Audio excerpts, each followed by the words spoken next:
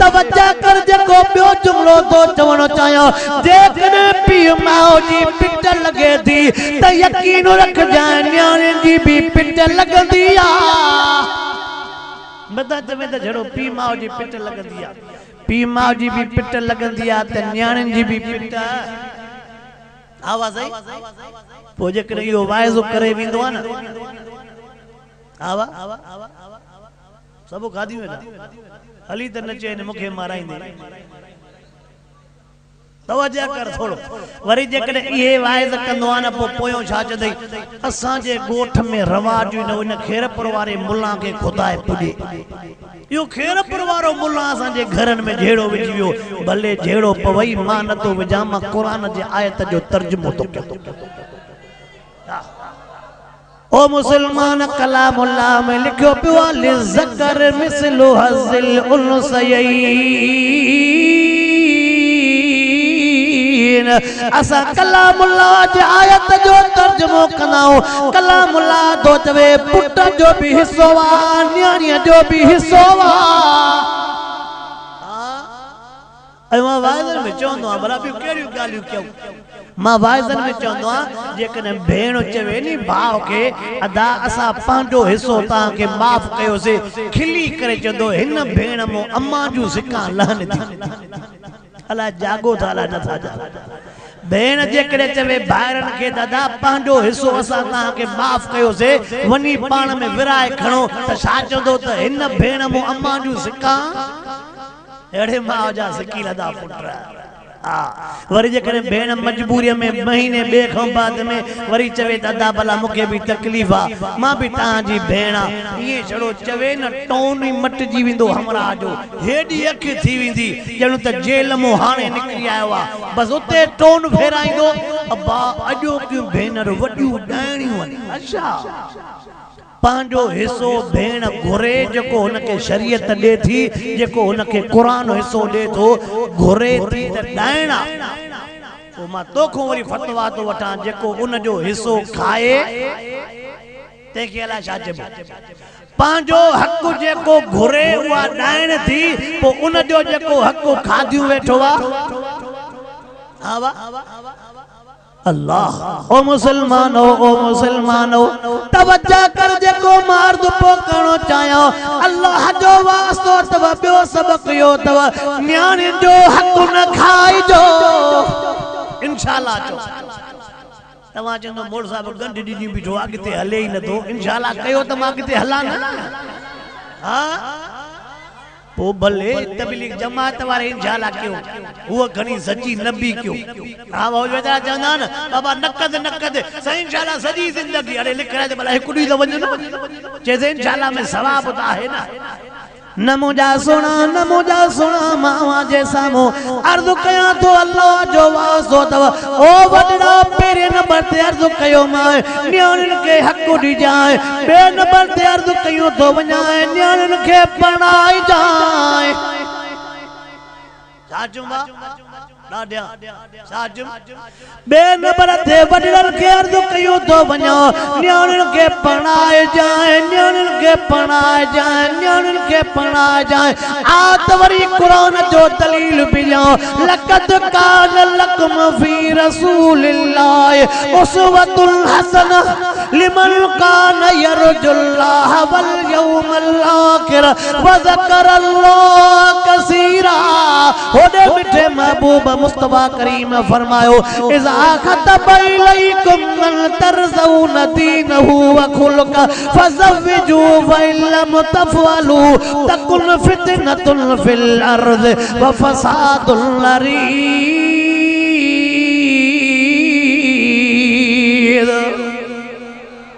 कुरान पढ़े में बियो हदीस पढ़े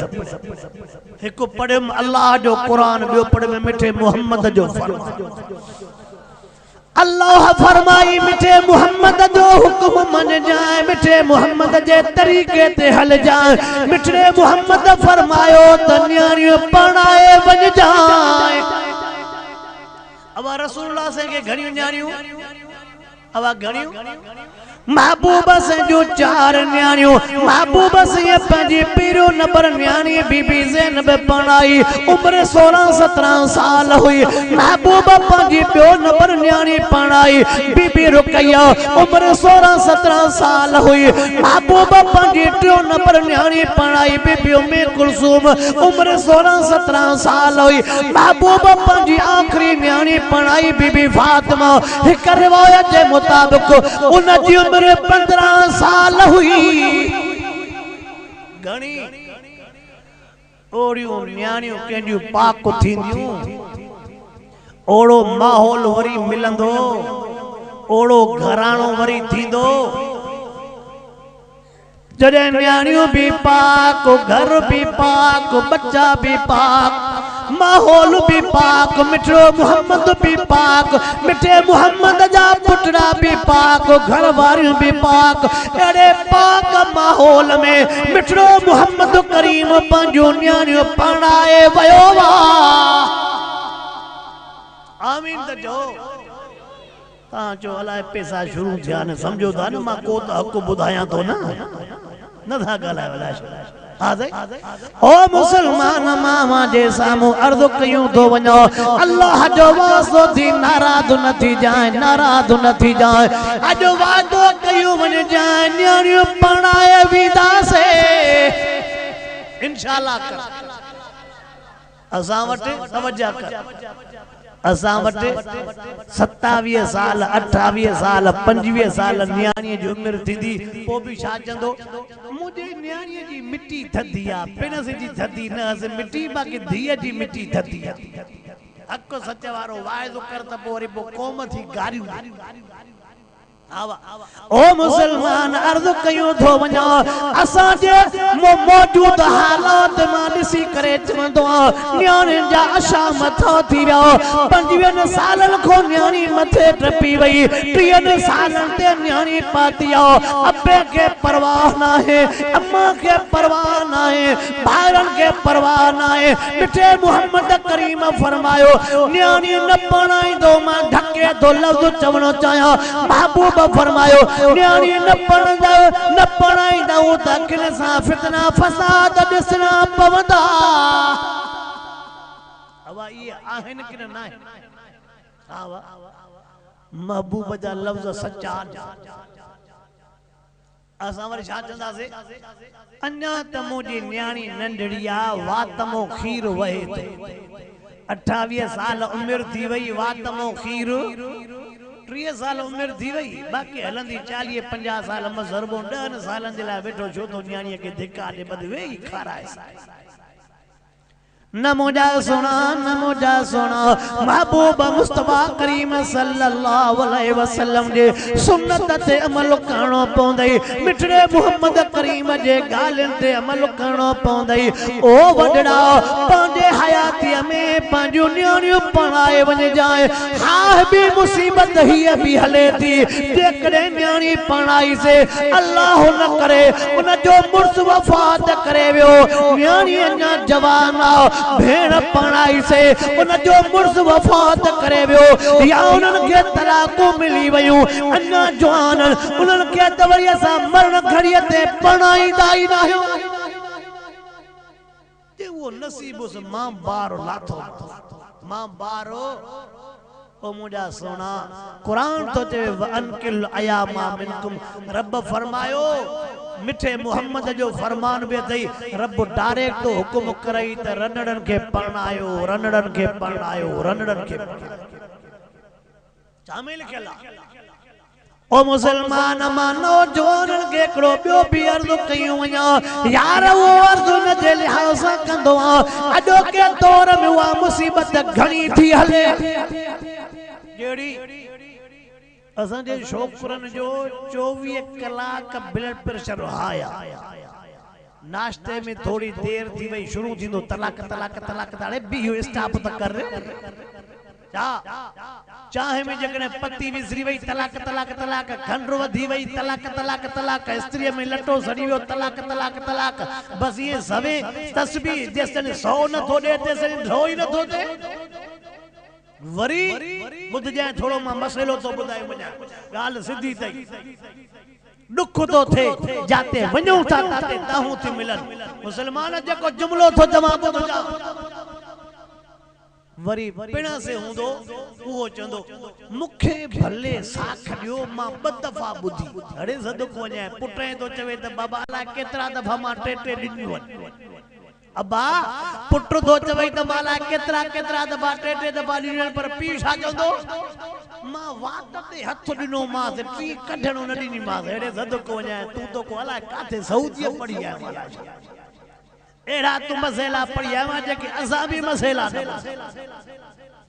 ओ नौजवान मावा के अर्ज तो कयूं वञो अल्लाह जो वास्तो तव पंजे ज़बानुन ते कंट्रोल कयो आई बुधो मां गोठ जात जो नालो न कंदो अजो मोर साहब मां गोठ जात जो नालो न खणंदो मगर घोटके में भी यो मिसाल दिनो थोड़ो तवज्जो कर मां बयान पूरो के संजन अची विया बुध जो थोड़ो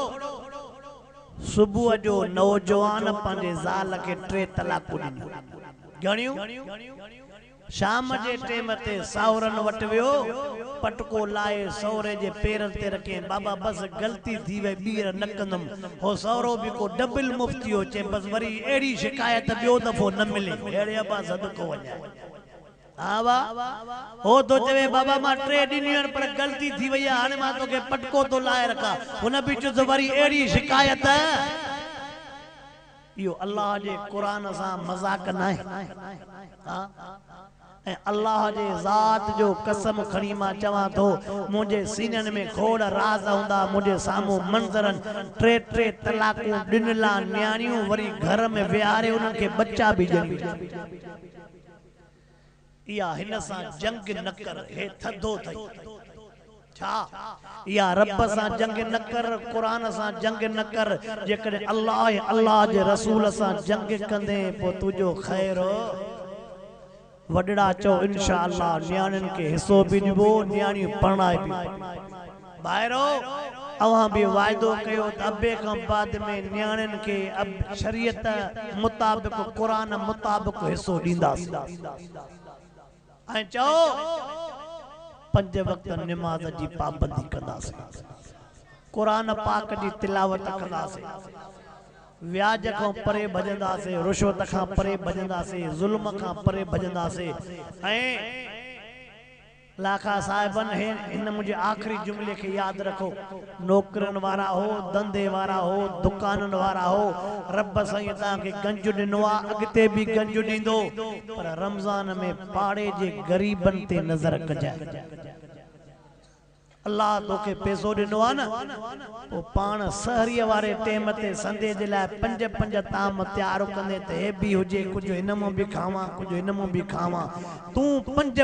तामन ते रोजो रखे तुझे पाड़े में गरीब रात वारी पारूथी मानी सेके खाइन